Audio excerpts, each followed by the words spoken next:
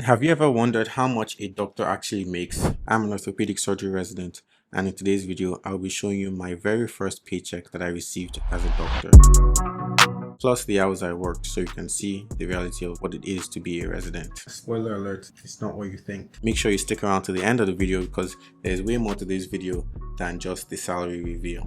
After 4 years of undergrad, 4 years of medical school, one gap year, finally I'm starting residency. This is July 1st, 2022. First job as a doctor, meaning I was working full-time at the hospitals and getting paid by the government. Different provinces here in Canada have different salaries for their residents, but all residents in the same province get paid the same amount. Doesn't matter the resident specialty, doesn't matter the city you're staying in, whether you're in a high cost of living city like Toronto or a lower cost of living city, the salaries are the same. Being in Ontario, my salary at that time as a fresh PGY1 was $62,227.83. Now let's go to the computer so you can look at the exact breakdown of my first paycheck as a PGY1. This is my very first paycheck in 2022 July, and I had a gross earning of $2,437.40. It's put 80 hours here, but this is just a standard work week for HR, just for kind of documentation purposes. But doesn't reflect the actual hours you work per week in the hospital. And then you have your deductions here, the taxes, CIT, CPP, which is a pension plan, and unemployment insurance. And down here you have the PARO union dues. PARO is a union that all residents in Ontario are part of. I'll talk about that a bit later in this video. So you still pay for parking although you're working in the hospital. After all the deductions, my net pay came to $17.50 and 71 cents.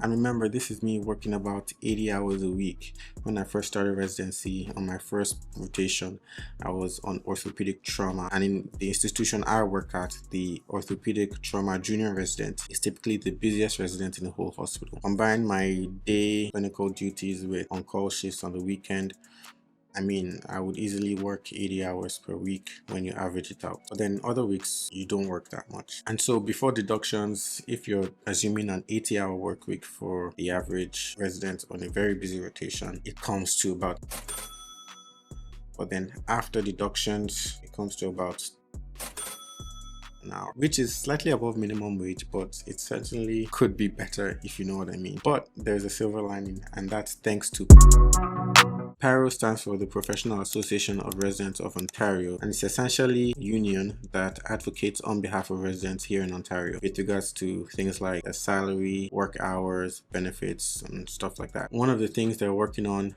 is increasing the salary of residents in Ontario, and this is very much needed because, you know, cost of living crisis and inflation. So in 2025, the resident salaries compared to when I started in 2022 have increased by about 18 to 20%. But also, after every year of residency that you complete, you get a small salary bump. Currently, myself as a PGY3, based on my year of training and the salary increases over the years, my current salary is $85,564. This is all public information, by the way, if you go onto the CARMS.ca website. Here's a table looking at the PGY1 to PGY5 salaries in 2022 compared to 2025.